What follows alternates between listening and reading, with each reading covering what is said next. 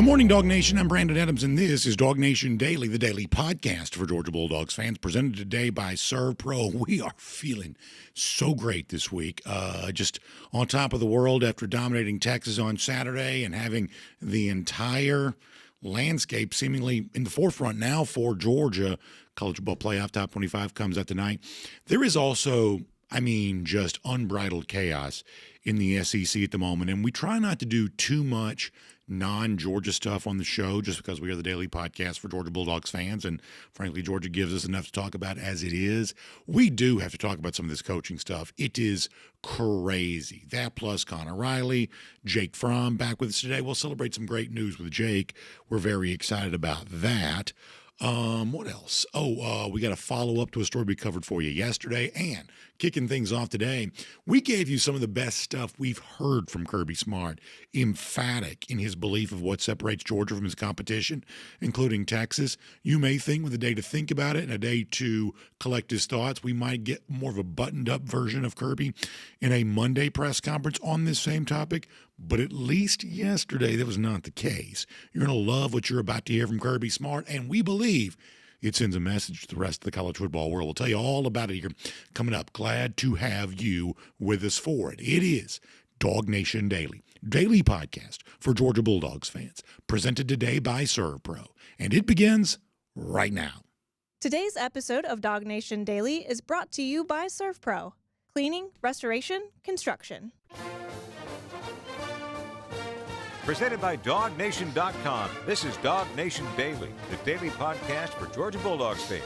Here's your host, Brandon Adams. We told you yesterday that we heard in the aftermath of the win against Texas maybe the best post-game press conference we've ever heard from Kirby. Many of you seem to agree. Your reaction to a lot of this has been pretty strong. And listen, I think I said this yesterday. It seems like to a certain extent, nobody really wants to admit out loud how different Georgia and Texas really are and how much they've gone about their processes here for making themselves into contenders completely different ways. The avatar is that Georgia represents what college football used to be, the tradition of what it's been.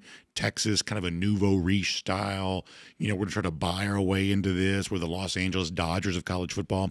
In other words, they seem to represent something completely different. Now, caricatures like that aren't ever the complete and total truth, but there is an element to which, boy, if you hear it enough or if it seems true enough, there must be some element of this that really is reflective of what's actually going on. That's why we would say there is extra meaning for a Georgia win against Texas. Texas is not really a traditional rival, although I'm sure they hate Georgia plenty right now.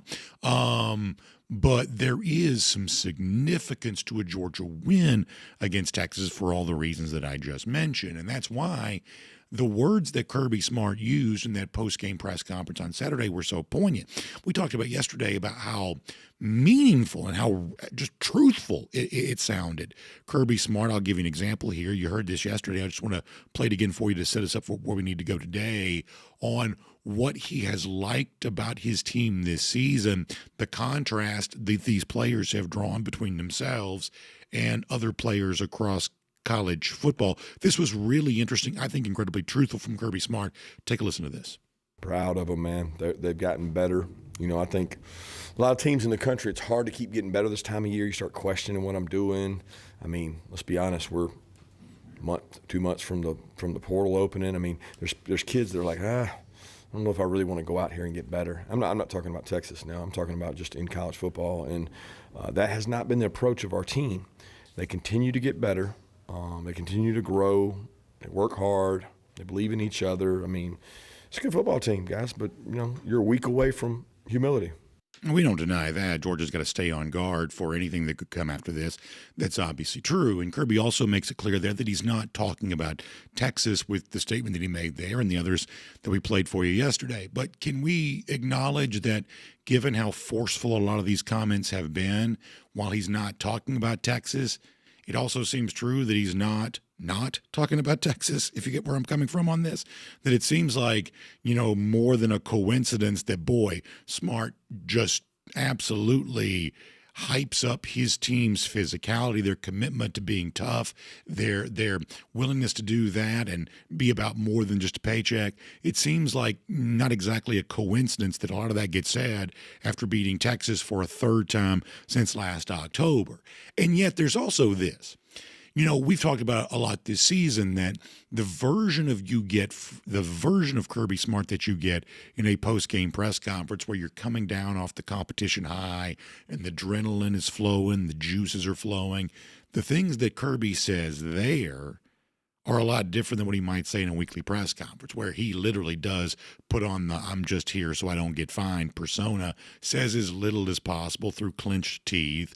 And you might think, well, given how energetic his post-game press conference post-Texas was, having a chance to collect his thoughts, gather himself, the more composed. Frankly, he's just busy. You're getting into the preparation for the following week, and oftentimes whatever adrenaline was flowing through your words on a Saturday, by the time you speak to the press again on a Monday, you don't quite get the same version of Kirby, and so therefore we wouldn't get anything as interesting from him on Monday during his regular weekly press conference as you got from the post-game press conference against Texas. But yesterday, that was not the case, and this is really interesting. So in the clip you just heard, Kirby says, hey, boy, this team has worked hard. They've looked to get better. You know, a lot of players around the country, they're just thinking about transferring.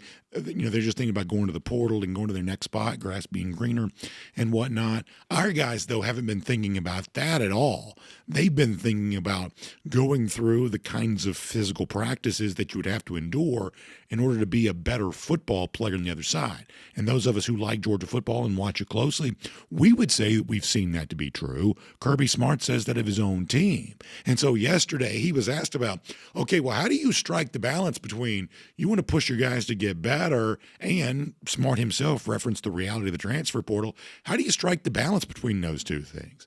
And man, oh man, Kirby Smart doubled down, giving perhaps an even more interesting answer on that yesterday to go along with all the stuff that he said about Saturday, about the physicality that he thinks makes his team different.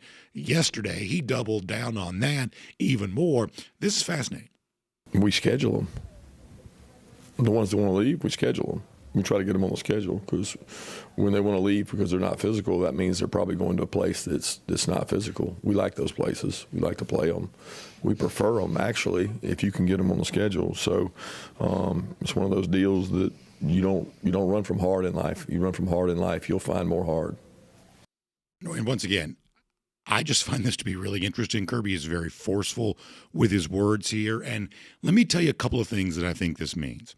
I think thing number one that means is that Kirby believes in his team right now. Otherwise, he wouldn't be saying what he is saying. Now, when he says we try to schedule these teams that have our former players, he means that figuratively. There's only so much control Georgia has over the schedule that it plays. But what he is saying is that, okay, well, if you're a player that's run from toughness, that's run from challenge, that's run from accountability, then you're probably now playing on a team that would be a somewhat easy opponent. That's what he really means by that. Georgia only has so much control over who it gets a chance to play.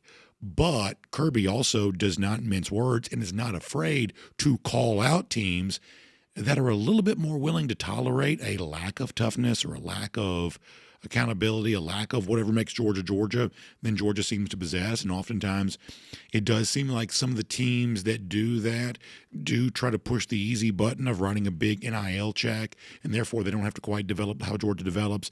They don't have to scout the talent that Georgia scouts and cultivate them the way they do. They can just write the check and make it be easy. Decide for yourself if you think Texas meets that criteria.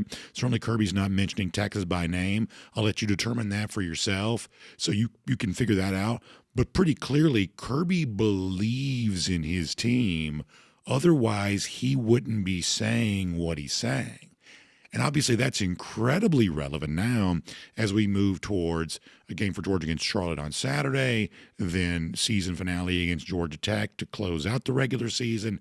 And who knows what comes after that? We don't quite know. But what we do know is if the coach of the Georgia Bulldogs, who when he doesn't feel like saying something, essentially says nothing, he barely grunts out a few noises if he doesn't really want to say something. But the fact that he wants to speak up and commend his team for his physicality as much as he has over the course of a couple of times with the media, that leads you to believe that maybe Kirby Smart thinks he's got something going on with UGA right now. And others seem to be noticing this too. Do you remember last week on the show? We talked about sometimes SEC critic Joel Klatt on his podcast was saying that right now Georgia reminds him a little bit of what, like, say, Ohio State became at some point during the 2024 season. The kind of team that you just don't want to play if you can avoid them. And it seems like that is becoming a bit of a theme for Georgia right now. Oh, you don't want to play Georgia. Ooh, right now nobody wants to play Georgia. This is a team that didn't have it figured out in September. This is a team that was giving up a lot of points and not quite so sure of itself, had a quarterback that was just beginning his career. By the way, more on him in a moment. Playing Georgia in September, maybe no big deal. Playing him in November seems like you don't want to do that right now if you can help it. Joel Klatt said that last week. The guy who called the game for ABC on Saturday night, Chris Fowler, he had his own version of that too, that this is becoming the theme for how Georgia's discussed, that maybe right now you don't want to play Georgia if you can avoid it. This is what Chris Fowler said about that. But Georgia's a virtual lock for the CFP. 99% says the computer. That's what I call a virtual lock. And plus, they are a team that no one is going to want to see in the postseason. You don't want to see Georgia across from you when that CFP bracket comes out, because they are hitting their stride and beginning to play better and better on offense. And Mike Bobo, shout out to the play caller for Georgia, the former quarterback who's had 3 different stints as an assistant at Georgia, and is one of the most underrated guys. Nobody ever thinks about Bobo when they talk about the top play callers, the top offensive minds in the sport. He's kind of a low-key guy, and what he does in constructing plays and a game plan isn't necessarily the flashiest, craziest stuff, but the way they use personnel groupings, the way they use tight ends in formations, 12 and even 13 personnel, and some of the problems and stresses that creates on the defense. Texas was completely confused the first couple of Georgia touchdown drives. They were trying to get lined up. Credit Mike Bobo, man. He got fired up in our booth camp today, and he should be fired up. His kid Drew's playing center there. He's calling a brilliant game consistently for Georgia. And, the Dogs are nasty. Probably won't even be in the SEC championship game as defending conference champs, but they're going to be a serious problem. Perhaps still get a first-round bye. We'll have to wait and see. Maybe not if they're not in Atlanta, but certainly being a team that would be hard to beat in a first-round playoff game in Athens. He calls him nasty, says you don't want to see him. He also gives some great praise to Mike Bobo. I mean, think about how all this is working out for Georgia right now. At one point in time, folks were having to defend Bobo, trying to explain that he wasn't the worst play caller. Now you've got Chris Fowler saying, hey, he doesn't get enough credit as the best play caller. And I saw Matt Zinn at CBS Sports also ranked Glenn Schumann, who also took his own share of criticism earlier this season, as the coordinator of the week in the SEC. It's all coming up Georgia right now. But the most important thing is the confidence that Kirby Smart seems to have in his team, because of the way in which that over the course of this season, they have bought into the mentality that Kirby puts on display. And I'll say this real quick, then I'm going to move on and talk about something different. We got a new top 25 coming out tonight from the college football playoff. When we look at the teams up top, it's interesting how a few of these teams have carved out an identity for themselves. Ohio State, ranked number 1, they just want to overwhelm you with talent, and maybe they will. Kurt Cignetti, Indiana, he likes to believe that he's smarter than his opposition. They're going to outsmart whoever it is that they're playing. I mentioned Texas is kind of a nouveau riche style team earlier. If that's true for the Longhorns, that's especially true for Texas Tech, who's going to be up near the top of the rankings here tonight. And now you got Georgia, who has also crafted its identity too, that it is just as Georgia as it ever was. Kirby Smart, who has always believed in physicality, thinks he's got a team right now that is physical enough to be worthy of the mission that Kirby thinks he's on as a coach. That suddenly Georgia, up near the top of the rankings, has an identity crafted for itself, just the same way the Indianas, the Ohio States, and maybe teams like Texas Tech probably have. I think it makes for a very interesting playoff push the rest of the year, with Kirby Smart seemingly liking his team very much right now. All right, let me shift gears to this just for a moment. Kind of a follow-up on something we talked about yesterday. So, total acknowledgement from me on something. People will sometimes say, oh, BA, you're just a homer, or you're doing a homer show. And I want to make it very clear here. I am a Georgia fan. Got a nice Georgia sweatshirt on today. It's going to be warmer later on, but I decided to go the extra layer for the show this morning.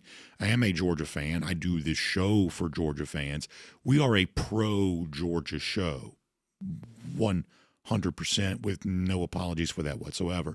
My basic philosophy on life, even beyond sports, is when it comes to my home state, Georgia, I love my home state. I love my region, the American South. I love where I'm from.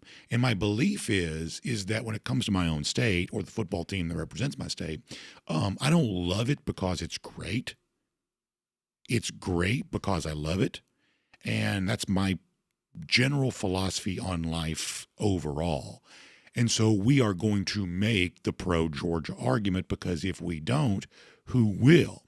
And that includes arguing for Gunnar Stockton to win the Heisman Trophy, something that we did do yesterday. There are cases for other quarterbacks or other players. Of course, that's true. We won't be making those because those guys aren't from our place. Gunnar is from our state. He represents our state. So therefore, we're going to make the case for him. And let me give you a quick idea about how this works out in sports sometimes. So away from college football, there is a story that seems to be taking shape here a little bit. Have you noticed this, if you're a baseball fan, that there's a little more energy right now around the notion that maybe Dale Murphy should make the Baseball Hall of Fame? If you're old enough to know who Murphy is, if you're online enough to recognize this, there's just been a little juice lately about how I think he's back on the ballot again, and I don't necessarily understand exactly why that is, but back on the ballot, getting a little extra talk. And suddenly it seems like there's some momentum that Dale Murphy should make the Baseball Hall of Fame. Now, here is something I genuinely believe to be true. That if Dale Murphy played in a place like Boston, if his career, instead of being for the Braves, was played for the Red Sox, or certainly in New York, I believe that Dale Murphy would already be in the Baseball Hall of Fame. Because if you want to go back to the 80s when Murphy was playing, the local media in cities like Boston and New York, they were just more mature. And by mature, I mean they had been around longer as professional sports cities. Century plus of history as a professional sports city in the 1980s when someone like Dale Murphy was playing. And so therefore there was a local media around there that I think understood the mission of, hey, we're a local media that's designed to cover our teams. And so therefore, if you go to Boston, there is a very pro-Boston perspective in the local sports landscape. If you go to New York, there is a very pro-New York perspective in the local sports landscape. In the 1980s, when Dale Murphy was playing in Atlanta, pro sports in Atlanta was a relatively new thing. The people at the time covering sports in the prime of their professional career would have been able to remember when Atlanta didn't have pro sports. And so therefore, I don't know there was quite as much of a loud voice covering the local angles and the local teams in the 1980s. And so therefore, when the Dale Murphy career comes to an end, well, I don't know that maybe there was enough of an amplification of his Hall of Fame worthiness in a way that would have happened had he been playing somewhere else, and I believe that to be true. So when you fast forward to the present tense, you've got a guy like Gunnar Stockton who is playing well enough to be a part of the Heisman Trophy conversation. Of course we're going to amplify that. Of course we're going to give that attention, because if we do that loudly enough, then the national media will also take notice as well. And then maybe a candidacy really can come from that. Sometimes we see that take place. So I was very happy yesterday, after we talked about this on the show yesterday, began the show by speaking about this yesterday, that it was also a topic for Kirby Smart to discuss too. Now, Kirby doesn't like individual accolades and things like that, and yet he didn't miss the chance to also make the case for why Gunnar should be in the Heisman consideration. And I thought that Kirby said this very well. This is Kirby from yesterday. Yeah, I would defer to you guys and the people that judge that in terms of what that consists of. It's hard for me to lobby for that. What I will say is he embodies everything about that award: resiliency, character, determination. I mean, all those words that embody a Heisman Trophy winner, Gunner's got it.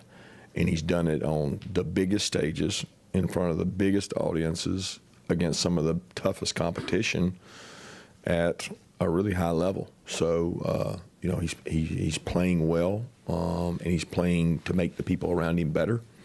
And his value to our team is immense. If you've been with us for a few years, you may remember back in 2021, we had the campaign around the hashtag JD for NYC. Now, what's funny is hashtags aren't really a thing anymore. If you've noticed, that's kind of gone away on the internet. They don't really work the same way they once did. The algorithm's pretty much taken over for stuff like that. But we did the hashtag JD for NYC. We were trying to get Jordan Davis to be a Heisman finalist because of what he represented for the Georgia defense in 2021. Now, ultimately, that didn't work. Davis did not become a Heisman finalist. But it was interesting to watch that take shape. We pushed it very hard on this show and had a good time with it. Eventually, ESPN did a story on it. Back when the SEC was still on CBS before the Georgia-Florida game that year, the CBS folks reached out. They actually used one of our segments on their pregame show, making a case for why Jordan Davis was such a big-time player and also amplifying the cause of, hey, maybe a guy like Jordan Davis should be a Heisman finalist. And as I said before, we didn't get our wish. Jordan didn't go to New York City, but we did get the conversation up to the next level. ESPN did talk about it. CBS did talk about it. And then after that, you're hopeful that more voters take notice. In that case, it didn't work out. But that's the way this stuff sort of goes. Right now, there's attention on Julian Say, and he's having a very good year. There's attention on Fernando Mendoza, the Indiana quarterback. He's having a good year. You can make a case for others in the midst of this discussion, too. There are guys who are having legitimately good seasons. It's not unfair to mention them in a Heisman-type discussion. But Gunnar Stockton's numbers as of late are Heisman worthy themselves. And while all the other regions and all the other teams and the fan bases and the media that serves those fan bases can talk about those guys, we're going to talk about Gunnar Stockton because we believe the resume is worthy of consideration. If we can do this loud enough, then maybe a few more of the national folks can notice this too. And maybe Gunner's candidacy really can take shape. Now, y'all know Gunner couldn't care less about this, which is another reason why we need to do it for him, because he's not going to do it for himself. But when you watch the way that he played on Saturday, 5 total touchdowns, throwing 4, running for 1, the numbers that he's putting up in fourth quarters of games, yeah, very much worthy of Heisman consideration. It was nice yesterday to hear Kirby Smart make that case too. My name's Brandon Adams, and this is DawgNation Daily podcast for Georgia Bulldogs fans, presented today by ServPro. We are glad you are with us. Whether you get to us live on video 10 a.m., on demand after that, radio, Athens Sports Radio 960 The Ref, podcast, Spotify, Apple, posting the show at the world-famous DawgNation.com, just trying to make the show as available on as many platforms as we can. We just want you to find one that works for you, and we are glad you check us out somehow, some way, wherever that happens to be for you. We also appreciate our friends at ServPro who make it all possible there too. And listen, ServPro serves our audience in an incredible time of need. If you have a big, messy cleanup situation, think about fire breaking out, water intrusion. This time of year, we're just coming out of hurricane season. Hopefully we're about done with that. Coming out of hurricane season, that can create weather-related catastrophes. And when you have one of these messes to be cleaned up, I'm talking about, in some cases, this can be expansive, taking up more, multiple city blocks. When you've got big, messy stuff like that going on, our friends at ServPro are standing by ready to serve you in your time of need. That's why they have serve in their name, of course. Their restoration specialists want to get you cleaned up, get it all put back together like it never even happened. And if it's a big enough, large-scale enough job, that mobile command center is going to show up. It's funny, I've been in there. I've seen that before. Almost looks like a NASCAR hauler. It's an incredibly cool thing to see. But in addition to that, if your job is a little smaller, let's say it's not, multiple city blocks, let's say it's just a kitchen fire, let's say it's just a roof leak, let's say it's something like that. But for you, it's just as important because this is your property. It matters to you, and ServPro, once again, wants to help you get your property, whether it's the home you live in, rental property that you depend on for passive income, maybe you have a business that's housed in a warehouse. They want to get your mess cleaned up, put back together like it never even happened, water, fire, all the things that can create these sorts of problems. They want to help you out with that. So find them online. It's servpro.com. The voice is giving me a little trouble here on that one today.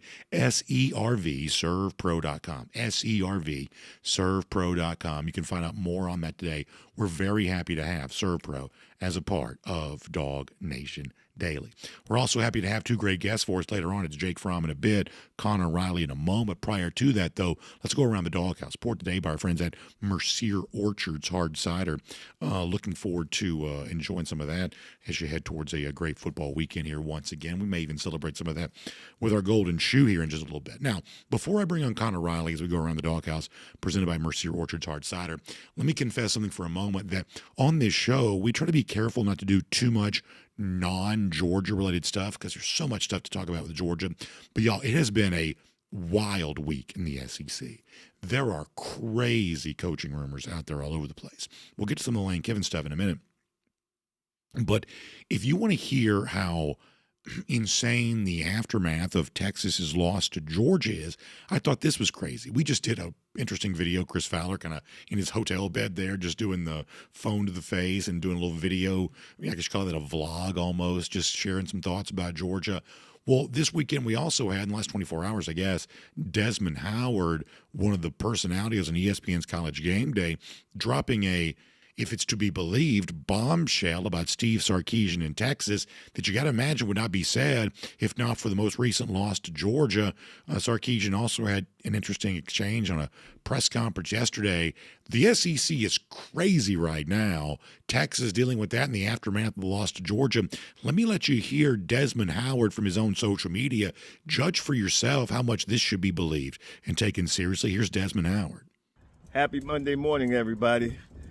I'm here taking out this garbage. Had a couple of thoughts. One is, man, I miss the Twins. But as I'm walking past this tennis ball in my yard, I was also thinking, don't be surprised if that Texas job opens up at the end of the season. You guys were shocked when LSU opened up. Imagine how you're going to feel if that job in Austin pops open. I'm not calling or saying anyone's going to get fired. Maybe a mutual parting of ways. You dig? Anyway, you guys have a great Monday. What are we doing if that's even true? And listen, I like dunking on Sark as much as the next guy does. I love the stuff that Kirby Smart has said. You know, we think that Sarkisian tried to pull one over on Georgia back in July at SEC Media Days. So if all of the aftermath of Georgia's win against Texas is revenge for that, we think it's all fair and love in the SEC as far as I'm concerned. But to act like that Steve Sarkisian is the kind of coach that Texas should want to move on from, or that Sark feels like he needs to leave Austin because of the pressure to win there, we have lost the plot if that's the case. I mean, yes, Sarkisian's lost to Georgia 3 times, but he's also been in the Final Four of the College Football Playoff now 2 years in a row. Sarkisian's not doing a bad job.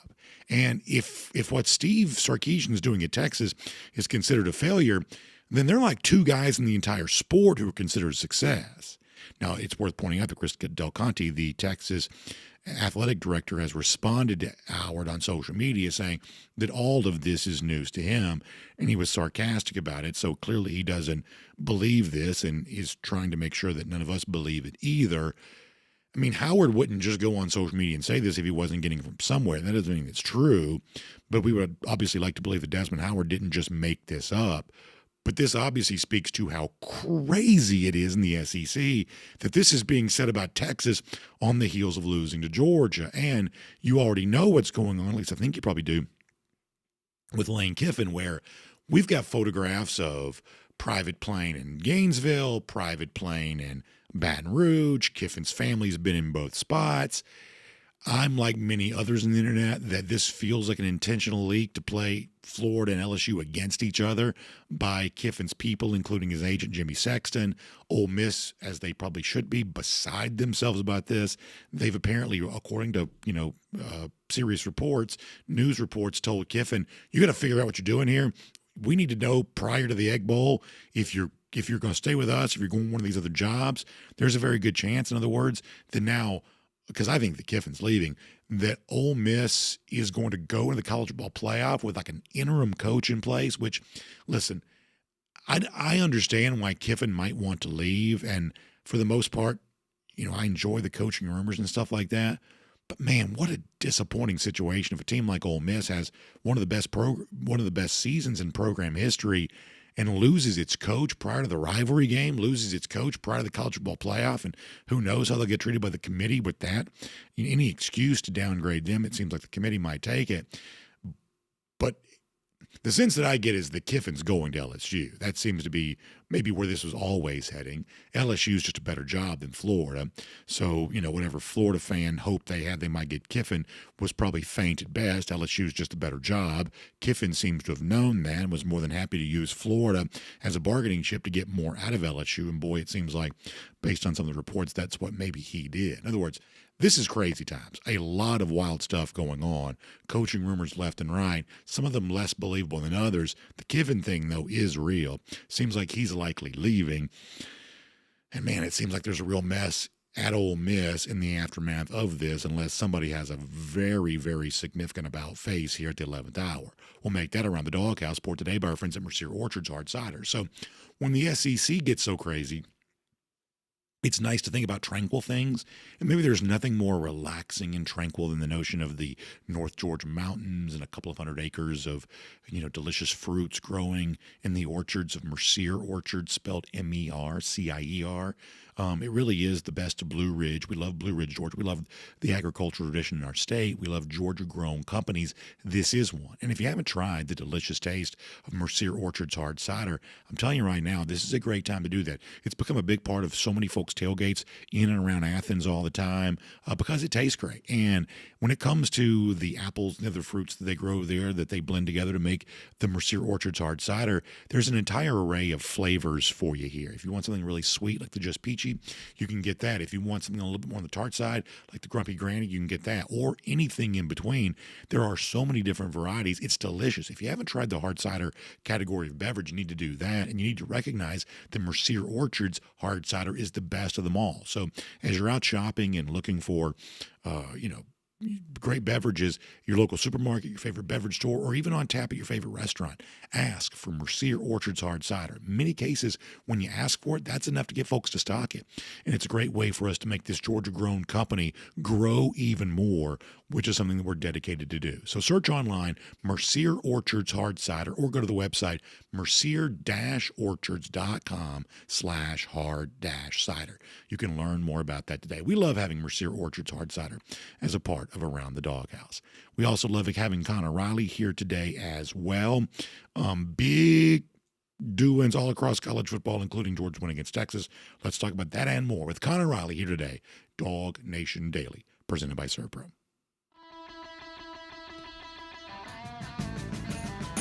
From Athens and across the SEC or wherever the recruiting trail may lead, here's a DawgNation.com insider. Connor, I think you're like me. You share my affinity for coaching rumors and coaching search stuff. It's just the best soap opera in the world. And yet, as much fun as it's been for as long as I've been covering college football, I don't believe it's ever been crazier than it is right now. Coaches getting fired earlier than ever, which obviously turns the hiring cycle up a little sooner than it would have before. The Lane Kiffin stuff is wild. It seems to me that he's probably taking the LSU job, and it seems to me that Ole Miss, unless something unexpected, at least in my mind, happens at the last minute, is going to go into the college football playoff with like an interim coach in place for a team that would have a chance to win some games. I mean, have you ever seen it be crazier than it is right now? I mean, Lane Kiffin is just messy. We know this from the last time he was involved in coaching rumors back in 2022 when he very heavily flirted with Auburn, and Auburn ultimately elects to go in a different direction and hires Hugh Freeze that day, a mistake based on what we have seen and how things have played out. I'm not quite as confident as you are that he's going to LSU. I still think Florida is a very viable option here as well. Like, he could stay at Ole Miss. I've maintained all along that I think Lane Kiffin probably should stay at Ole Miss.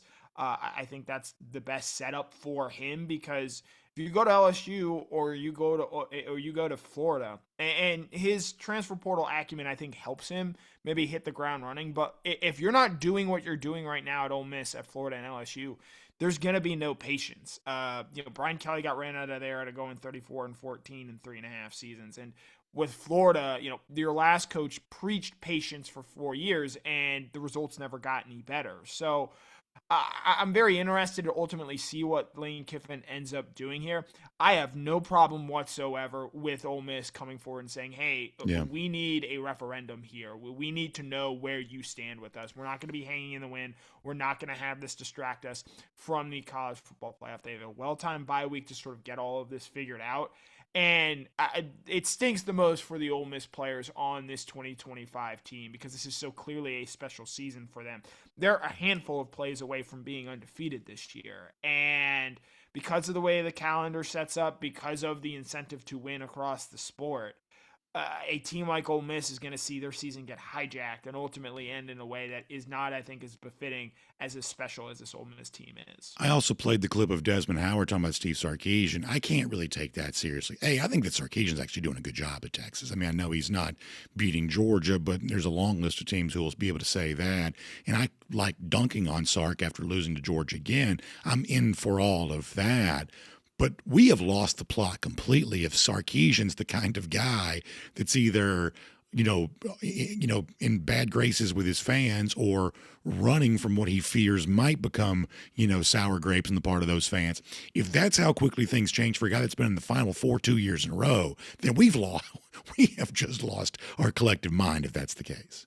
I'll go one step further because you see the Sarkisian stuff. And, Texas is one of the premier jobs in college football. And I know there was a report earlier this year that there was interest in maybe the Tennessee Titans job. He's got it as good as anyone. And I think with where he's gotten that program and yes, they absolutely, in my mind, benefit from a weaker SEC schedule compared to, say, what, Oklahoma got in terms of its first 2 years in the league. I trust that Sarkisian has shown that he's going to be able to figure it out. But, I don't think this stops with Sarkisian because I'm sure you've looked at the early lines. Tennessee's only about a 3-point favorite on the road in Florida this week. They've got Vandy the last week of the season. There were a lot of Tennessee fans that were not happy with Josh Heupel after the loss to Oklahoma. Let's say you lose one or both of those games. I think Tennessee would be foolish to move on from Heupel, even though I don't believe Heupel is a championship caliber coach. I just think right now, as we've seen, the incentive to win is greater than ever. And with these schools willing to pay $50 million in buyout money, Brian Kelly, I think, is pretty clearly going to try and get his full allotment. You saw James Franklin negotiate down his buyout from 49 to 9, but it was no guarantee that was ultimately going to happen. It's just the Sarkisian stuff, I think, speaks to something you're going to see at a lot more schools where the incentive to win is just higher than ever. And the Kalen DeBoer, as great as they were during this regular season, they lose to Auburn that last week. It's going to be just as uncomfortable as it was after the Florida State game for the Alabama head coach. I think that's right. Moving on to Georgia, I said last week going into the game, how confident is it okay for a Georgia fan to feel going into this game? Because unlike a lot of the games prior to that, I really felt like my confidence was starting to grow in Georgia. And then they go out and play the way they did. Well, now that confidence seems truly warranted. In other words, Connor, I just think that Georgia's pretty good now. They are far better than I thought they were a few weeks ago. And all of a sudden, I'm considering possibilities for this team in terms of end-of-season goals that I didn't really consider to be all that realistic, even as recently as a few weeks ago. How much did the outlook for the remainder of the season change for you based on what Georgia did against Texas? This is the first week all season where I believe there is a world where Georgia can win the national championship. I still don't believe they're going to do so. I still think that there are some things that can be exploited with this team, and I think Georgia just matches up very well with Texas as a program. But with what we have seen really since coming out of the off week, where that Florida game, I think a lot of teams, and yes, it's Florida, they're, I think, 3-7 on the season now. I think a lot of teams would not have handled that punch from Florida as well as Georgia did that day, winning in that manner, given everything that Florida had put in that game. Then you go on the road, you play really well at Mississippi State, and then you come home against Georgia, big spot, great right out of the gate, great to close the game. Second and third quarters weren't great by any stretch of the imagination. But you are seeing a team, and this is something that I did believe all season, that it was going to be a team that got better as the season goes on, in part because they were so young to start the year. I think you're starting to see that in the defensive front. Now, the C.J. Allen injury is obviously an important one, But this offense, just even losing Colby Young, has so many different answers in terms of ways they can attack a defense and the ways they can get after an opposing team, that I think it gives you a lot of confidence that no matter who you're playing, for the most part, you're going to have a favorable matchup come the college football playoff. So, again, I think for Georgia to win it all, it's going to come down to getting the right matchups and being able to maintain a certain level of health. They're going to need C.J. Allen, in my opinion, to win a national title. But this is the first week of the season where it's not far-fetched fan fantasy to think that this Georgia team can win a national title in 2025. Yeah, and listen, that's so true for me that I feel the need to play the other side just for the balance of it. I think the point that you made, which I do think over the course of the last 2 years has been abundantly true, that for whatever reason, Georgia is just a good matchup, or I should say that Texas is just a good matchup for Georgia. And there are other styles of opponent that don't seem to be quite as good of fit. So therefore, there's still going to be trouble for Georgia along the way. But it is, I think, interesting. We've played a lot of clips from Kirby the last couple of days that, as I would say, well, my confidence in Georgia's grown. It seems like, and this opinion matters far more than mine, it seems like Kirby Smart really likes his team right now. And I do take that very seriously. And I'll hope to get to ask Kirby at some point, either this week or next week. Like, he's made it clear for a while now that he's liked this team. He's liked the makeup of this team. When did he sort of know that? Because it's been something that he's obviously talked about for a while, but when did it sort of crystallize? Because I think this is sort of the season that maybe he envisioned them having with the schedule that they were going to play. I think you and I talked all off season long. Hey, can you get through September with going undefeated? Can you get to that first bye week with just one loss? Well, they weren't able to do that in September, but they did get to that bye week with just one loss. And now in the month of November, you're seeing them step up. I know they still have a huge game against Georgia Tech, but I think Kirby Smart has seen this team very clearly since the beginning, and they're doing the things that I think he wanted them to do. He knew that there were going to be issues in terms of getting after the quarterback and maybe some holes in the secondary. But like, you look on the outside, guys like DeMello Jones and Ellis Robinson and the leaps and bounds they've made, even in just the last 6 weeks, forget from where they were back in spring practice. Those guys in particular, I think, represent what this team can be. And if those guys keep playing like they did on Saturday, I think that really starts to change the ceiling in terms of what you're going to be able to do. Because if you feel comfortable leaving those guys on islands like Georgia did for much of the night, I think that's going to really start to help this pass rush. And if Georgia's able to figure that out and able to get off the field on 3rd and long better than they have been this season, that's where the math comes into play of, hey, you might have a team that is actually capable of winning a national championship. Let me squeeze this in. It's obviously been something that Georgia fans are watching very closely. The injury front, you mentioned the C.J. Allen thing. Kirby didn't give much of an update on that yesterday, but it's what we would have expected. Going to be week to week, meaning we don't foresee him playing against C.J. Allen against Charlotte, maybe not against Georgia Tech either, but it sounds like the season is not necessarily over, where compare that to Colby Young, that when his injury took place, that was essentially acknowledged for what it was, a very serious injury that would, likely end Colby Young's season. So I guess it's better news than it could have been, but this is an injury story that's not going away anytime soon. So comment on that if you don't mind, but also the Chauncey Bowens thing, where I don't know that I have as much clarity on how severe the Bowen situation probably is. Yeah, the Bowens one is weird. You wonder if he got like a bone bruise or got like a Charlie horse in the 4th quarter of that game. I would not play him this week against Charlotte, and we know he's dealt with a little bit of an injury over the course of the year with a calf injury here. I don't think this is the same injury. As far as that, the C.J. Allen, and I understand there's a relaxation that comes with it not being a season-ending injury. There's thought maybe he can come back for the SEC championship game, but this is a very significant loss in my mind for Georgia in that Georgia Tech game if C.J. Allen is not able to go, because C.J. Allen is doing things at that inside linebacker position, especially in the short yardage area of the field, that hasn't been done since Roquan Smith was there. And I don't use that name lightly and that comparison lightly. And Haynes King, for all the problems Georgia Tech has defensively, he is playing as well as any quarterback in the country right now. And his ability to maneuver and run read options and affect the game in a running way, that is where you're going to need C.J. Allen in that game, because Raylan Wilson, as great of a season as he is having, is just a different player than C.J. Allen is in that point. And I think I would make the same comparison with a Chris Cole, with a Justin Williams. And so slowing down this Georgia Tech offense, something I know that I'm sure Kirby has put a lot of effort and emphasis on given how he carved them up a season ago. Doing that without CJ Allen is going to be much more difficult in my mind, and that makes that Georgia Tech game, even though I think there's a lot of confidence right now in Georgia against Georgia Tech because of how poor Georgia Tech's defense is, the loss of CJ Allen is very significant for me in that game at least. Very interesting stuff, Connor. Appreciate it. And we'll obviously be covering this a lot in the days to come. I can't wait to read more from you at DawgNation.com, hearing from some Georgia players later on today. Thanks for being here. We'll talk to you soon. By the way, I'll also see you tonight on video, late tonight. It's the late one. It will be close to 9 o'clock as the new College Football Playoff Top 25 comes out. But we'll certainly look forward to reacting to that together. Yep, it's November basketball, but it is always a pleasure to be with you, BA. Thanks a lot. Appreciate it. Let's take a look around the rest of the league. This is SEC Through. So we'll see you tonight for that 8:45, 9 p.m. or so. New College Football Playoff Top 25 comes out. We'll do 20-ish minutes on it. There's going to be some interesting stuff. I'll talk more about what it might be for a brief second before we welcome on Jake Fromm here in just a moment. Celebrate some great news with Jake on that. Let me also give a shout out to our friends at Circle K. This is the time of year where I'm just driving all over the place. High school games, going to Athens, going wherever. And listen, I need to get fueled up, both my vehicle and me. I gotta have my caffeine. And our friends at Circle K certainly help you out with all of that. They got those Circle K Polar Pops, those large fountain drinks. A great deal on these.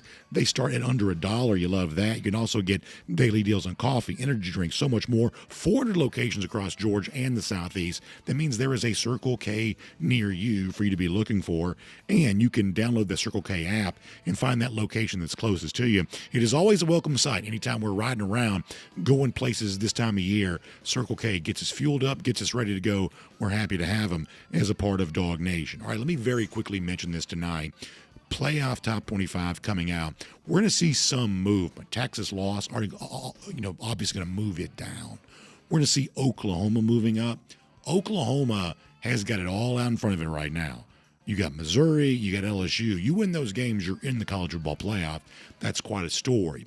You think USC is probably moving up.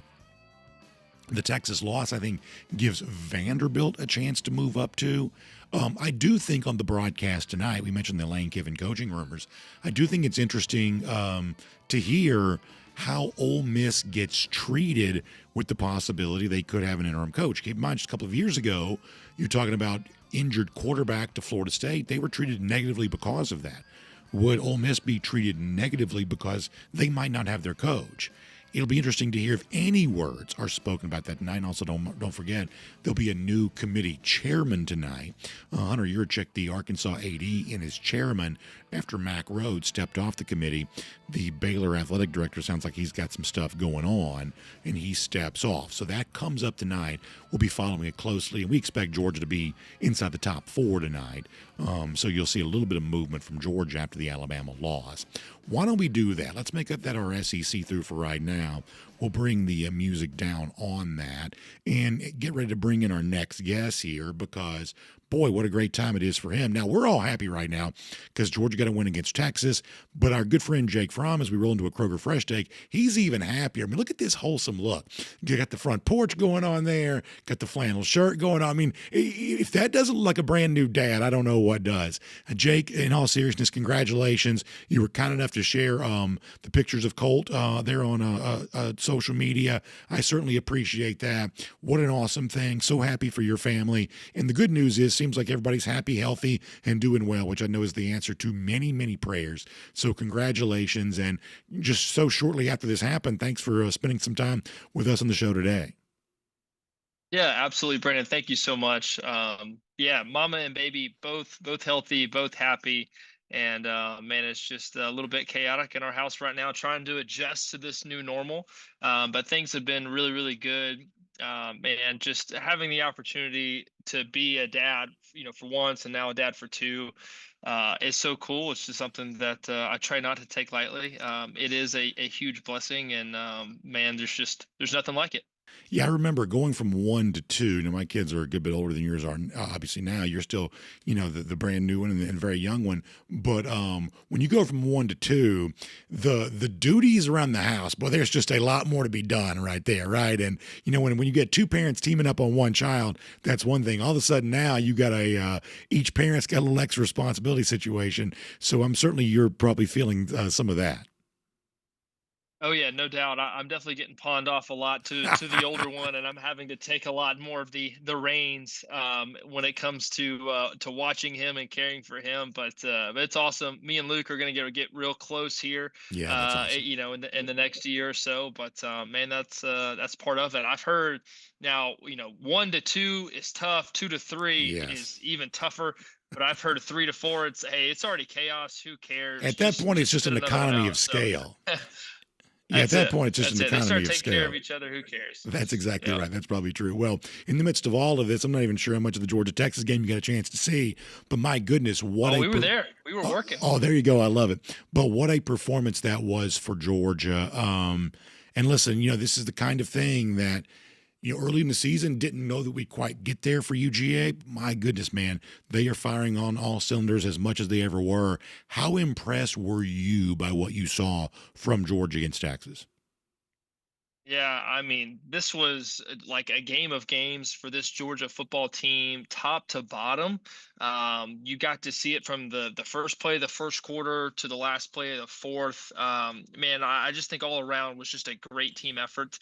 I thought the offense was rolling, balling, got maybe a little bit slow there in the middle of the game, but late in the third and obviously the fourth quarter where they scored 21 points. Bobo was rolling. Gunner having another excellent game again. Man, we have to start talking about Gunner in this Heisman conversation. Get him to New York, Brandon. Do everything. Pull all the strings you have to pull. Get Gunner to New York because, man, he is running the show right now, doing it with his arm and his legs. And I just think the decision making and the way he's executing right now and then just making a big play when it matters, man. He's gone toe-to-toe with Tennessee, Ole Miss, Texas. Man, he's just he's done whatever it takes for this team, man, and he's balling right now. Yeah, the reason why I take the Gunner candidacy so seriously is because if you want to go back to the offseason, my assumption about Gunner is, Gunner's going to be fine. People are worried about, hey, first-time starting quarterback, whatever else, and my thought is Gunner's going to be fine. He's going to be the typical Georgia quarterback. He's going to take care of business. He's going to do all that, and he has done that kind of thing, but he has also turned it up even more. I mean, we just showed the rushing touchdown from Saturday. That's as athletic as you're going to see. The Ole Miss rushing touchdown was very much the same way. Jake, this is a huge stage against Texas. The TV ratings for this game are going to be gigantic. Everybody's tuned in. This is a very good Texas defense. He gets 5 touchdowns. This is not a guy that's just managing the game or, whatever, cliche that people sometimes throw out. No, this is a guy that's becoming a truly dynamic playmaker, and people outside of our bubble of DawgNation, I don't know how well they know this, but boy, they certainly should, and that's why I agree with you. For people who have the ability to amplify this, they ought to. Gunner Stockton is doing some incredibly special things for Georgia right now. Yeah, I mean, 5 touchdowns against Texas, against Arch Manning. I mean, can we just add a little bit of respect here? And yeah, Gunner's not very flashy in the media, on social media. Man, he's just one of those guys. He puts his head down. He takes care of business. He takes care of his teammates. He says all the right things. So there's nothing to over amplify or pull away and spin anything. It's just not that with Gunner, man. He's a no nonsense guy. He loves ball. He loves competing, and he obviously he loves winning. And I think he's got a lot of winning left in his future. And what about a guy like Noah Thomas also has 2 touchdowns on Saturday where beginning of the year, one of the most prominent questions we would get is, hey, where's Noah Thomas? What's going on with Noah Thomas? And when's he going to break out? Well, now it's, 4 touchdowns in his last 3 games. He scored a touchdown in 3 consecutive games, to say that differently. 2 on Saturday, right in the first quarter. Georgia gets off to the fast start. It seems like even that aspect of Georgia is working really well right now. Guys being patient with their development, being patient for their role to fully materialize, and someone like Noah Thomas, who maybe wasn't getting the touches at the beginning of the season that the fans thought he, should be getting, all of a sudden now he's now becoming one of the most pivotal parts of this offense. Man, this is a prime example if you're a coach that it's just a lesson learned for all the younger guys that are in the program who think they should be, having the ball thrown more their way or getting more reps or having more playing time. Take a guy like Noah Thomas, who transferred right from A&M to Georgia to be a guy for this team, and it didn't quite happen that way early on in the season, right? Colby Young ends up being an incredible player and kind of gets pushed to this number 2 role for this X receiver slot, and had some chances for some 50-50 balls. Ball didn't quite fall his way, but man, he kept working, he kept grinding, he kept chopping, and then all of a sudden in a big time football game, right, when it matters really big here late in the season, he goes and has 2 touchdowns. Man, that is just a job well done. It speaks volumes about this young man's character, and it also speaks volumes about Kirby, man, getting guys to buy into the program and to keep doing things right. And man, eventually it pays off. And you can say the same thing about the tight ends to a certain extent. And I don't know how true this is, but the picture I tell in my mind is beginning of the season, offensive line's banged up. They're maybe not playing as well. Tight ends are having to help out in the blocking game more. And so therefore you're not getting catches for Lawson. You're not getting catches for Oscar. You're not really getting those catches for those guys. But now the offensive line's really doing its thing. All of a sudden, the assumption I make is, well, now you can throw more to the tight ends. Lawson gets a touchdown on Saturday. Oscar Delp is getting big catch game after game after game now. It's a similar situation of that group was patient, and now they're getting rewarded with touches too. It just seems like the offense is really firing on all cylinders in a lot of different ways. Yeah, man, Bobo's getting it dialed up. Yeah, it just seems like that offensive line talk, right, that was so hot and heavy at the beginning of the season has definitely quieted down and shut up a little bit because they have settled in, man. They've settled in as a unit, started playing some really good football. Obviously, very good and very consistent at running the football. And ran, if you give Gunner time, I think proof's in the pudding of giving him time to operate. He's going to find ways to distribute the football to the playmakers, right? You have Zachy B in the slot, and these tight ends have come on as of late. And man, Lawson Lucky being one of them, and Oscar Delp as well. So Gunner had some great throws over the middle, touch balls into the seam, and you can just tell that Gunner is improving, right? From missing maybe 1 or 2 of those in the beginning or middle of the year to executing them there in this game. Man, watch out. I think Gunner in this entire offense is playing at a high level. And I don't think Bobo is getting the respect that he deserves for what he is doing on offense, the way he is dialing it up, the way he is calling plays in games, being aggressive. Man, let's give Bobo some props. I love that. I got one more thing I want to ask you about before we let you go, but let me remind folks prior to that. It's our Kroger Fresh Take with Jake Fromm here today. And, of course, we're coming up on that Thanksgiving time of year, which means that everybody, family, friends, coming together for a delicious meal. And as you're getting stocked up to make your Thanksgiving as great as it can be, I want you to use Kroger as a resource for that, for the turkey or whatever the meat you're serving. We're traditional in our house. We like the turkey. Other folks like a different kind of meat. Whatever your favorite is on that, all the different sides that you love, the beverages, everything else to make it a great Thanksgiving. You can get stocked up on all of that at your local Kroger. And if you want an even more convenient experience this Thanksgiving season, heading towards Christmas and everything else, become a Kroger Boost member. You can get all those great groceries delivered to you. Refrigerated trucks, they show up right there. It's super convenient. You can also get free grocery pickup too. And as you're schlepping across town right now and doing all kinds of stuff, how about twice the fuel points on the things you're already buying at your local Kroger? Check out Kroger.com/boost for more on that today. That's Kroger.com/boost for more on that today. All right, Jake, let me finish with this if you don't mind. So one of the things we've heard from Kirby now 2 days in a row, actually Saturday and Monday, is this commitment to physicality, that Georgia believes in physicality, and if you're not physical, Georgia's not for you. And he has really been emphatic about that since the game against Texas. As someone who played at Georgia, who watched that principle and that value being instilled on both sides of the ball from someone who's been on the inside of the program, what does that mean on the inside of the program? The commitment that Georgia has to the physicality that Smart's talked so much about this week, what does that look like on the inside? Yeah, it's real. It is genuine. It's authentic. This is not coach speak. This is a real thing, man. I just remember coming in my freshman year, and I could see the difference between the older guys on the team that weren't Kirby's guys versus the guys that Kirby was bringing in, and that kind of constant conflict back and forth of the physicality part, right? On Tuesdays and Wednesdays, we are in full pads. We are doing team run. We're doing a team pass. There's one-on-ones littered throughout the practice, and we are going to be physical. We're going to grind, and we're going to get better. And man, he has continued to do that over the course of all these years. He's going to bring in guys that like being physical, that like being gritty, and that don't shy away from contact. And man, it's real, and you can see it on tape. You can see it when they go and play all these other teams.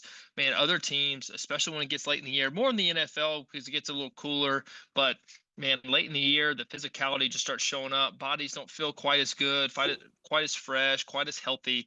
And man, the guys who can push through and play through with a little bit of hurt and play with some toughness, it shows up on tape. And man, Kirby continues to do it week in and week out of getting these guys to buy into it. It's interesting, Jake. Great description. Appreciate that. And sure enough, congratulations on the latest addition to your family. We're happy to hear everybody's doing well and really proud to see that great-looking family growing. So congratulations, and we'll look forward to talking to you soon as a part of a Kroger Fresh Take on DawgNation Daily. Yeah, thank you so much, Brandon. See you next week. Yes, sir. Great to see that from Jake Fromm. I tell you, man, I love it. Young families grow, and nothing better than that, especially when they're new Bulldogs coming into the world. We are happy about that and super happy for Jake. And great analysis, as always, on the Georgia win against Texas, and a really good description of, as he said, a little bit of conflict sometimes. Hey, if you were a Georgia player that predates Kirby, or if you're a guy that came into the program, Georgia's not for everybody, but what makes Georgia unique oftentimes makes it better. And Jake Fromm does a great job describing that. Speaking of unique, we believe our friends at Mercier Orchard's hard cider are that way. And I love seeing the way in which it's becoming a big part of tailgates around game day all the time, including a good friend of ours, Andrew Joyner, enjoying some Mercier Orchard's hard cider at his tailgate this week. Boy, I love to see that. Georgia fans celebrating a Georgia-grown company. No better way to appreciate the beat down of Texas than with a delicious beverage made right here in our great state. So good stuff to Andrew. We'll give him a golden shoe for that. Lousy, stinking Gators. About 1,837 days. That's how long it's been since Florida's beaten Georgia. That is our Gator Hater Updater. Y'all have a great day. And by the way, let me just say this. I think it's very funny if Lane Kiffin ends up taking the LSU job. Poor Florida just got used. I do think that's kind of funny. We'll see if that ends up being the case. But if it is, we will be here to laugh at it. And we appreciate you being here today on DawgNation Daily, presented by ServPro. We hope you'll come back and see us again tomorrow. And on video, time now for the R.S. Andrews Cool Down. R.S. Andrews, the one you turn to for your air conditioning, heating, plumbing, and electric needs. They show up on time. They do the work that's promised, the price is promised. You can trust them on all of that. Okay. We'll get your comments. We'll find out what you have going on. And we will not go as late as we did yesterday. We went crazy long yesterday. Crazy long. And really didn't plan on it. Just sometimes it happens that way. Jeremy Smith says, why can't this UGA team win a natty? I think they have that it factor. I would certainly say that the so-called it factor, which is always a little bit difficult to define, that's what makes it the it factor. Boy, it does seem to be materializing in a way that I don't know that I saw earlier this season. I think that's true. DT's calling for it to happen, says it will happen. Let's see what else.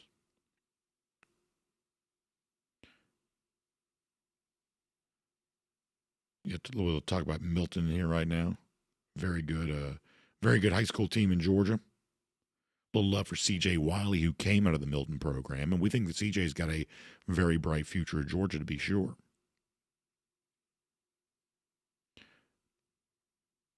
Let's see what else. Yes, they're talking about that in here, which you'd love to see. We'll also pop over to YouTube for a moment. See how they are doing.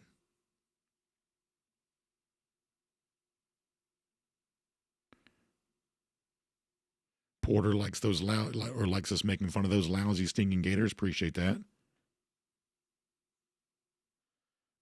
Wildman Slayer says Disney dog is used because you don't agree with them. So here's the thing about the so-called Disney dog, and I obviously know what that means. It's the overly, optimistic Georgia fan. I like both Disney and the dog, so being a Disney dog is not necessarily the worst thing for me. Oh, how about this? Lewis Sutherland checking in from St. John's, Antigua, on enjoying a nice little cruise vacation. That's awesome. I tell you what, man, thank you for checking in on the show while you enjoy that wonderful vacation. I'm very happy to hear. Y'all know we love our cruises around here, so I'm happy to hear that. Glad to hear you having a good time, enjoying the sunshine. I wish I was there right now, too. You know, I always say my goal is to be tan during the winter. As it stands right now, I'm pretty pale, so I am very jealous of you for sure. Jay Shipe says the Georgia-Florida game would surpass the Ohio State-Michigan game if Kiffin were to take the Florida job. He would have had a lot of juice to the rivalry. No pun intended. There's definite truth to that. There's definite truth to that. Jerry Dogfan asked, will I be calling the Colquitt County Grayson game? Yes, we will. Atlanta News First this Friday. We'll have the call for Colquitt County and Grayson. I'm really excited about that. Jay Lamar had a huge game against Mill Creek last week, so we're really excited about that. Craig Wade says, I love C.J. Wiley, but it's Ethan Barbour I'm excited about. Yeah, Barbour was a real revelation at the beginning of the season prior to the injury. He had a great senior season for Milton a year ago, playing exclusively wide receiver for them. So, yeah.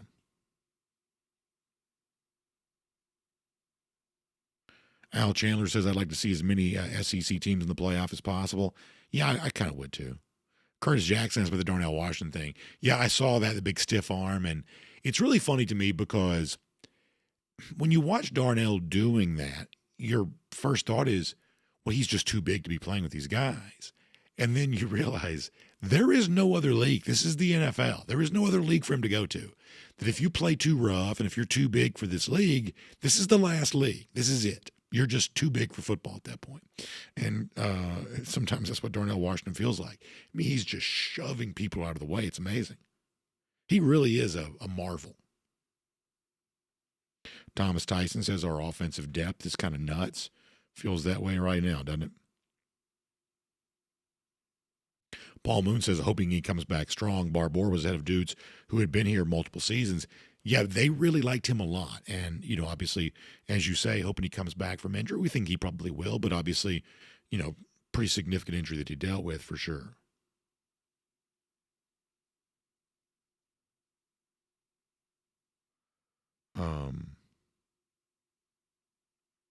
Let's see what else. Jonathan Morris says, I'm going to be at the next two games. I'm going to try to stop by the bookstore to make my first ever appearance at the post-game show. Jonathan, I would love that. That'd be awesome. And good for you for getting to come to the Tech game, too. That's really good. Hope to see you at the bookstore. You know, it's our final time for this regular season anyway. Final scheduled appearance, let's say it like that, at the bookstore this year. So would love to have you come by. I also saw where, you know, the ticket request has gone out to Georgia season ticket holders that they want to buy the postseason tickets. And A, they're crazy expensive. And B, we've told y'all this before. You know, it's a Georgia home game, but it's not quite the same thing as a home game. You may not get your same seats. There may be some video from the other team. You know, you get to be in your stadium, but it's not quite the same thing as a true Georgia home game. And we've told you that before.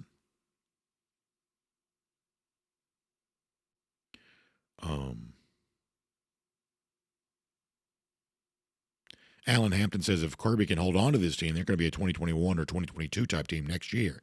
Yeah, we've said that, you know, there's obviously a lot to happen prior to this point, but there's I think, a very good chance that Georgia, no matter how this season ends, is the preseason number one for 2026. I think there's a very good chance that's true.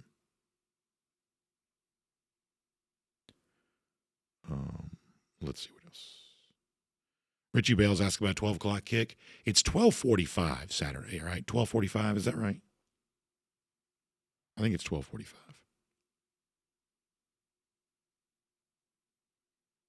Jalen Jackson says, is this the best offense under Kirby Smart? He says only the 2022, maybe the 2023 team can truly compare. Yeah, so those teams are going to end up with better overall numbers unless this team really turns it up, you know, in the final games. But those teams also played easier regular season schedules. Now, you can't say for the 2022 team because they scored 40-something against Ohio State in the playoff and 65 in a national. Actually, So let's go ahead and say this. The 2022 team is the best offense that Kirby has had. And they played a much easier regular season schedule than this team has played, but they also scored 50 against LSU, 40 whatever against Ohio State, and 65 against TCU. So for me, that's enough to say that's the best offense in the Kirby Smart era. And, this team would be judged how it performs in the postseason on that. But close. Gary Roach says, you think Justice Terry's having second thoughts? I can't say that for sure. I think it's interesting that, Sarkisian was asked about Terry yesterday, or in his press conference, and to my eyes, and some of y'all may know better than me, it seemed like Terry played more for Texas on Saturday than he has all year long, and that probably was not a coincidence. Paul Moon says the Darnell could slide in. By the way, it's good to see Paul in here today. Could slide in, and by the way, Paul, congratulations to your Wake Forest Demon Deacons on knocking off Bill Belichick in North Carolina on Saturday. If Darnell Washington had wanted to, he could have. He could have been like Orlando Pace or something, and maybe he still will play tackle before his life is, football life is done. But I've always felt like, it's interesting that he wants to be something of a playmaker. But if he'd wanted to be the offensive tackle, he'd make $100 million.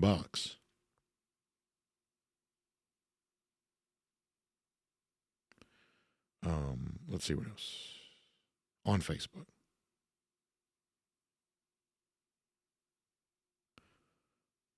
Ryan Walker checks in to say we're built like marvelous. He calls him marvelous Marvin Hagler, the great former boxer.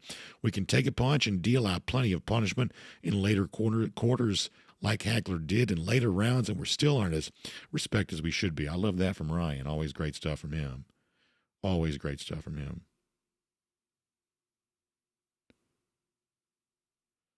Yes, a lot of fun stuff happening on Facebook over here.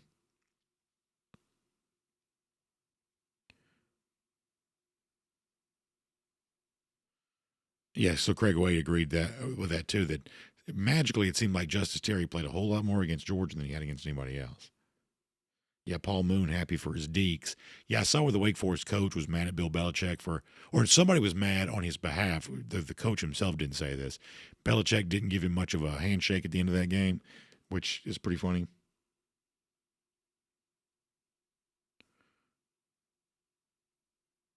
Big Ace Cardigan says we must not, under any circumstances, let Ohio State win back-to-back national championships. Yeah, I would certainly like to prevent that. Now, Ohio State is good. You can't deny that. But I would certainly like to prevent that if possible. Back at DawgNation.com. Randy Hall says, what will I be having for Thanksgiving this year? For me, it's always the same thing. I love turkey. I'm very traditional about that. Eat some ham, but like a lot of turkey. Turkey's just good. I think that especially like white meat turkey, to me, that's good, hearty food. And then after that, it's going to be a lot of sides for me. It's going to be mashed potatoes, macaroni and cheese. I love the dressing. I'm into all of that stuff. Into all of that. I love Thanksgiving.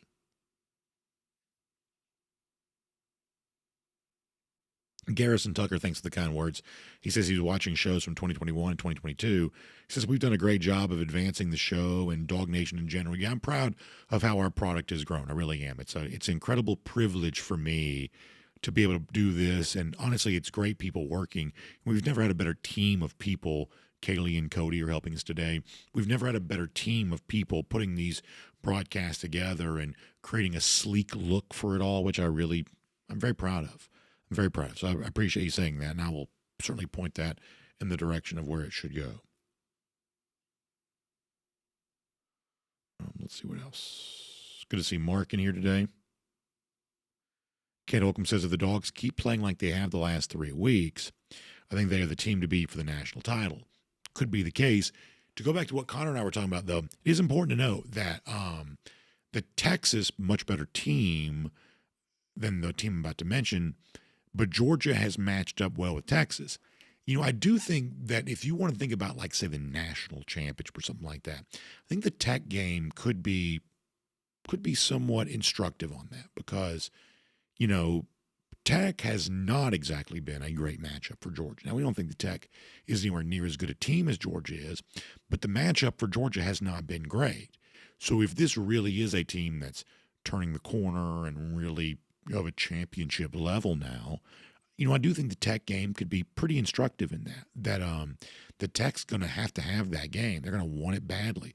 They're going to need it badly.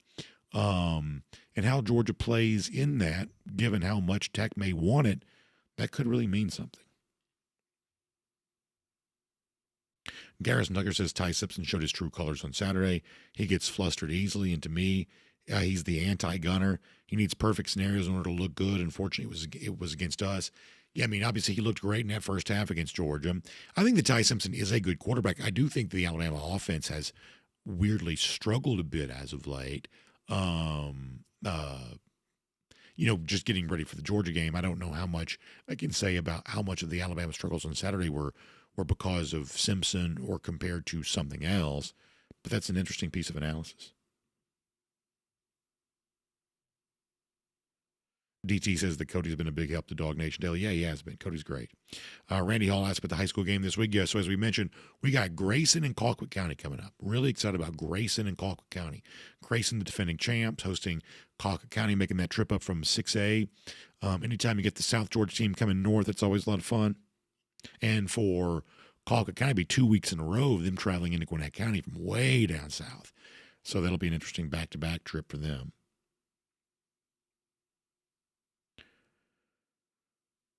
Matt Rukavina says he likes dark meat, dressing, mashed potatoes, and asparagus. He says, keep those 4 things coming. Yeah, when I was younger, I used to like dark meat. I'm almost exclusively white meat now. I don't know why. There are some things my tastes just changed on. And dark meat, both for chicken and turkey, is one of those things. Like on fried chicken, I used to love the thigh. Used to love the thigh piece. My favorite piece. Now I don't really eat that anymore. Now I'm all breast and wing. Turkey pretty much the same way.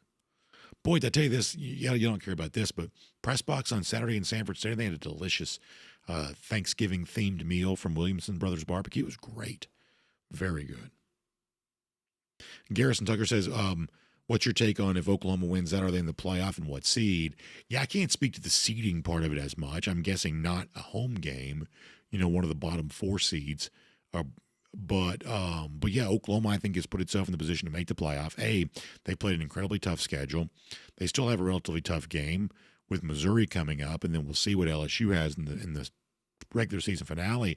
But yeah, right now, Oklahoma is definitely, because of its win against Alabama, really, truly inserted itself into playoff consideration. Randy Hall says, what's your favorite Thanksgiving dessert? This is probably where I'm a little bit less traditional. I don't do a lot of the pies. I don't do pumpkin pie or pecan pie or things like that. I love to see them on the table. I like other people eating them because I like the traditional look of it. But I'm probably going to veer towards something chocolate or something like that. I don't do a ton of pie. Savannah Bryan says, is there any chance a 10-2 SEC team could be left out of the college football playoff? Yeah, I think there's a very good chance of that. I do. I think you got to look at Vanderbilt, for instance. So if A&M is getting in, if Georgia's getting in, if Alabama's getting in, if Ole Miss is getting in, if Oklahoma's getting in, well, that gets you to 5 right there. If Vandy beats Tennessee, they're 10-2, and in the group that I just gave you, they're still probably on the outside looking in. So there is a very good chance at least one SEC team at 10-2 gets left out. Back on YouTube. Paul Moon says, I've tried several different ways to make a turkey. I just prefer chicken, plus we never eat the whole turkey. Yeah, there are a lot of people who don't love turkey, and I would say the turkey probably is hard to cook. It is.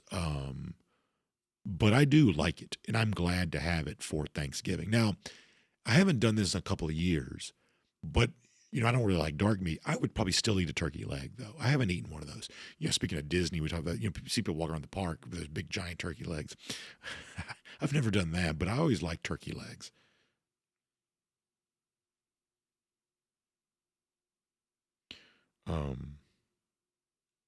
Chris says there are so many unknowns left in football. There really are no sure things for the playoffs. It's kind of pointless until the games are completely finished because someone will lose that you don't expect. Yeah, you got to feel like Oklahoma over Alabama on Saturday to some felt like a little bit of a chaos result. You're going to think there's at least some potential for some chaos-style results before it's done. I don't disagree with that. Craig Wade says, I'd get so much joy out of Vanderbilt beating a Big Ten team. Yeah, I'd enjoy seeing that too. Robbie D says, you got to do turkey on Thanksgiving. Come on, man. Yeah, I'd agree with that. When possible, I try to be as traditional as I can. Now, I do know that there are a lot of people who don't really love turkey. I do understand that. But I do like it. And do I eat turkey in May? Not usually, to be honest with you. But I do like it around the holidays. I really do. Thanksgiving and Christmas, to be specific about which holidays I'm referencing.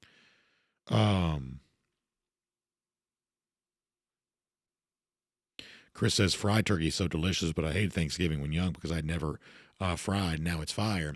Well, it's literally fire if you're not careful. And I never know what to believe about that kind of stuff, but the people who try to fry the turkeys and they just blow up because they didn't thaw them completely.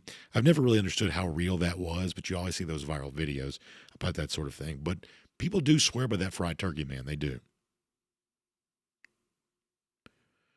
B.A.'s Cardigan says, do you really think that Sark is going to the NFL? I guess I don't. I really don't.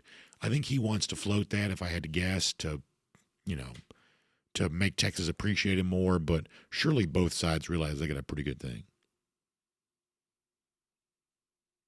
Field Mob says, glad to hear my voice sounds better. Congratulations on 10 years. See, I feel like my voice has slightly gotten a little bit worse because the one thing it was not doing a couple of months ago or a month ago, let's say it like that, a few weeks ago, it wasn't cracking, where I feel like today I was doing the Serve Pro read. That thing cracked bad during the Serve Pro read. We're going to give them some money back for the crack. I'm kidding, but so I feel like that it does crack on me every now and then, but I'm glad to hear it sounds a little bit better.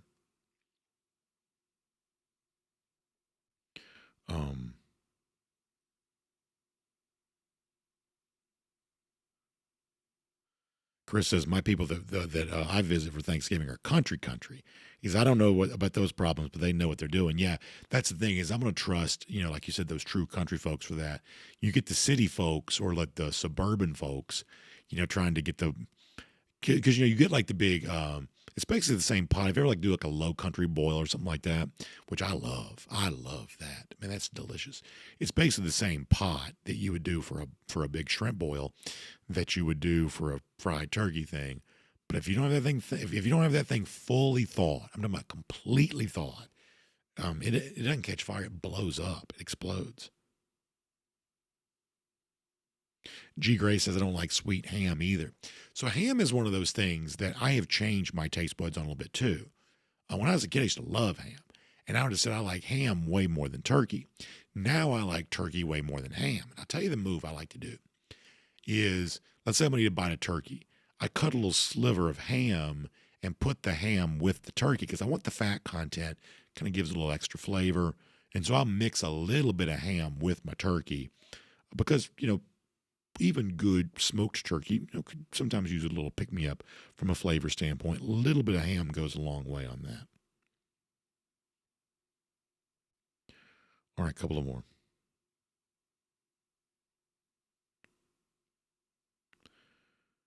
Yeah, Robbie D talking about all the great moments from the season, saying this year's SEC Dog regular season is another one for the ages. Yeah, there have been so many memories, man. So many memories. Lance D says we're going to go with turkey sliders and ribs this year. Need to mix up every once in a while. Honestly, that's one of the things about Thanksgiving that's so great is that next day leftover. And I like to eat turkey just the traditional way for Thanksgiving night. But the next day, we'll go get some dinner rolls and some Swiss cheese and put that turkey on the little sliders like you're talking about. And then you eat Thanksgiving sides with that. That's just some of the best stuff you'll ever have. I mean, that's some of the best there is. Field Mob says, DawgNation Daily challenge, eat a half pound of turkey and stay awake for at least 3 hours. What's funny, you say that because we told you, or I told you about the press box had a good Thanksgiving style meal on Saturday. And of course, I'm chowing down on that. And then you still got 2 hours before the game even starts. And it's always that tricky thing of when you're waiting for the game to start, you're watching the Alabama-Oklahoma game. I used to like to go down and watch a little bit of warm-ups on the field, but now, gosh, it's so crowded down there. It's hard to do that. So I, just sitting up there watching the Alabama-Oklahoma game, food settling. It's like I could have taken a nap. I could have, for sure.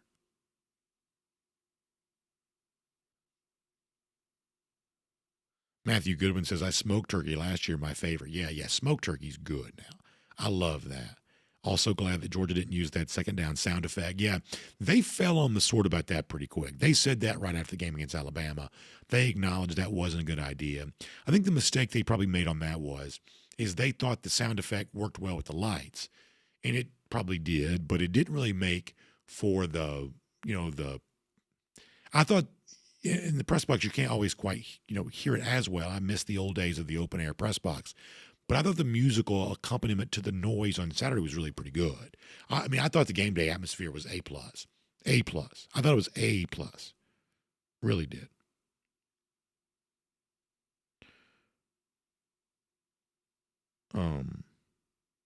George on tap puts rum in his pecan pie. That sounds good. I also like have you ever had a chocolate bourbon pie? Have you ever had that before? That's really good. I like chocolate style desserts.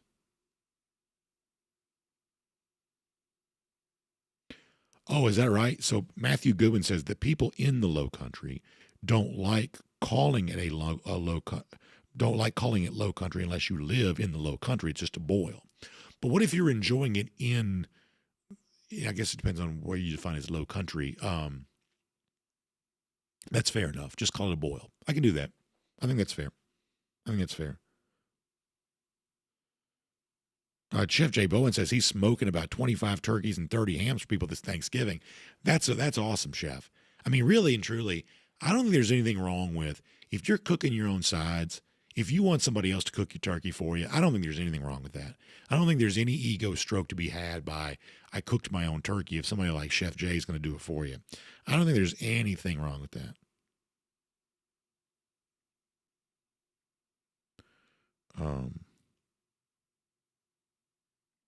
Al Chandler says Northerners don't know what real dressing is.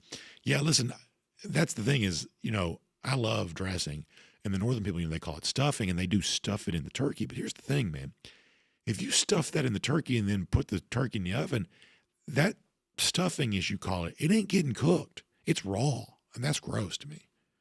That's gross. Yeah, Lance D says the chocolate bourbon pie is the way to go.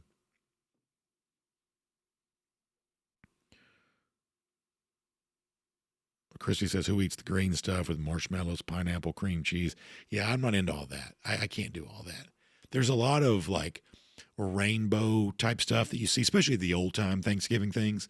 You go back, remember you're a kid, you go to your aunt's house or your grandparents' house, whatever else. There's always a lot of colorful looking things. I don't want anything to do with any of that. It looks like space food to me. I don't want anything to do with any of that. I want beige food for Thanksgiving. If it's not beige, I don't want to eat it.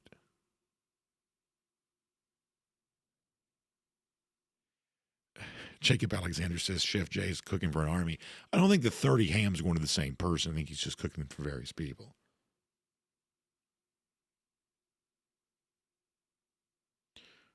Let's see what else.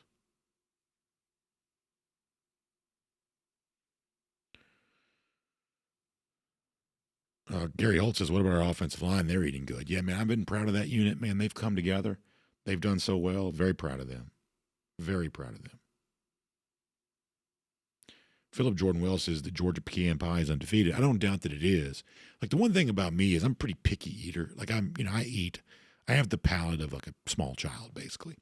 So I don't do a lot beyond just the basic stuff.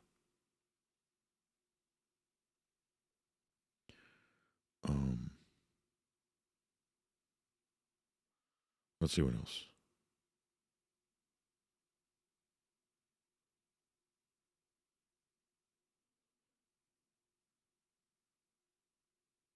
Matt Rukavina says not to violate HIPAA. Yeah, they say that it's going to come back eventually. I hope so. Gosh, otherwise I'm going to be unemployed. But they say it's going to come back eventually.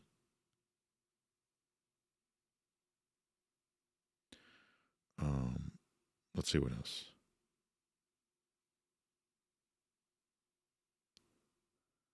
Yeah, it's pretty much all Thanksgiving now, right?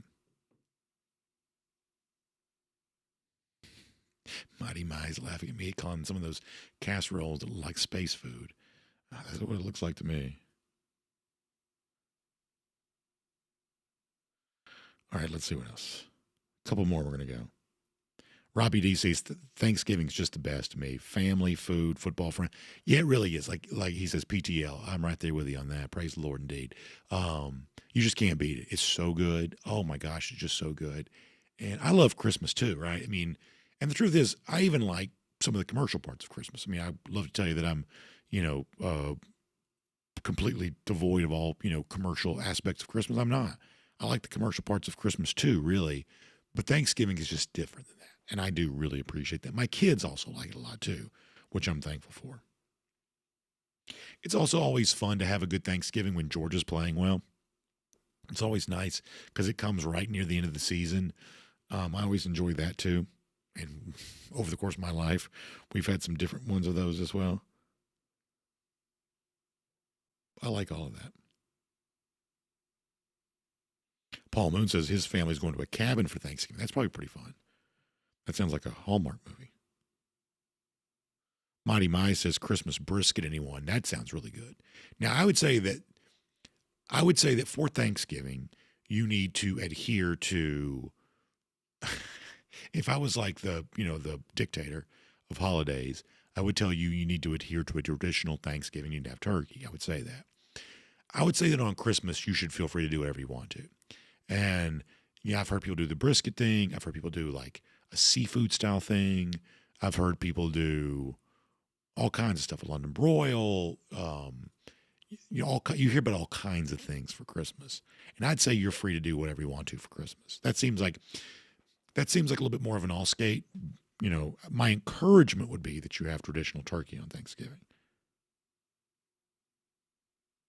Henry Dion says about 3 cheers for the best offensive line in college football. Boy, they're playing that way right now. No doubt about that. It's fun to see people enjoying it so much. Jerry Dogfan says that Georgia against Georgia Tech on the Friday after Thanksgiving is going to be awesome. I agree with that. You love that.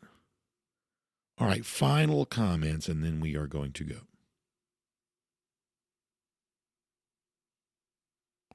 Matt Rugavina says the pumpkin pie is the go, but man, hot apple pie with a chunk of ice cream on top might be go part 2. I like that. Randy Hall says, how about stack the pumpkin pie on top of the apple crisp, top with ice cream? That sounds pretty good too.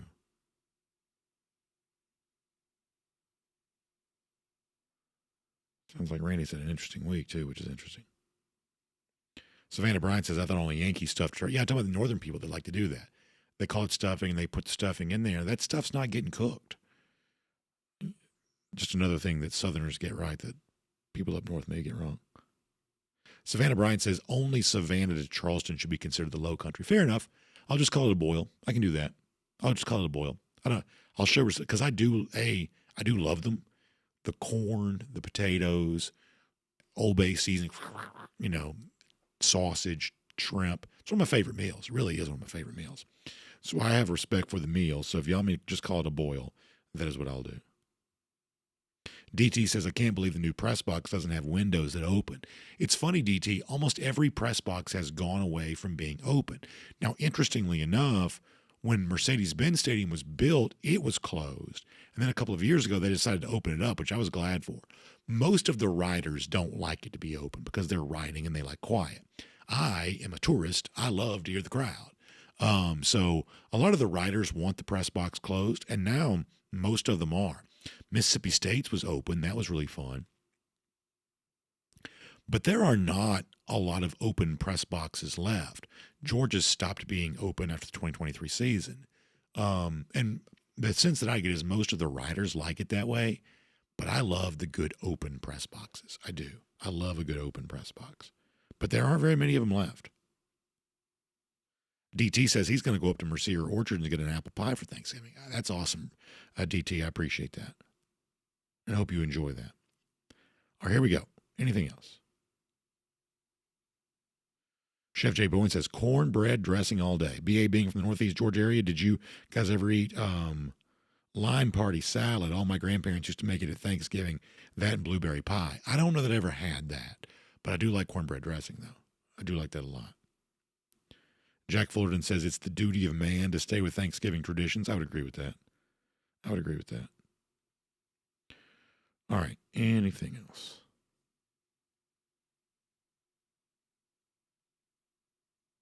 Ken Holcomb says there's a big difference between northern stuffing and southern dressing. I would probably agree with that too. All right, we're going to go.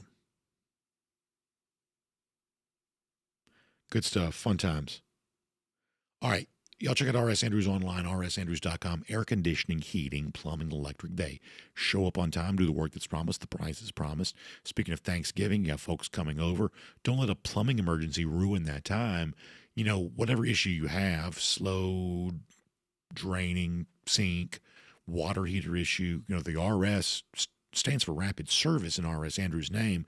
That means they can show up same day to solve whatever issue you might have. And that's a very important resource to keep in mind during this very busy time of year. So check them out online at rsandrews.com. Also, have a great day. Back tomorrow, DawgNation Daily, presented by ServPro.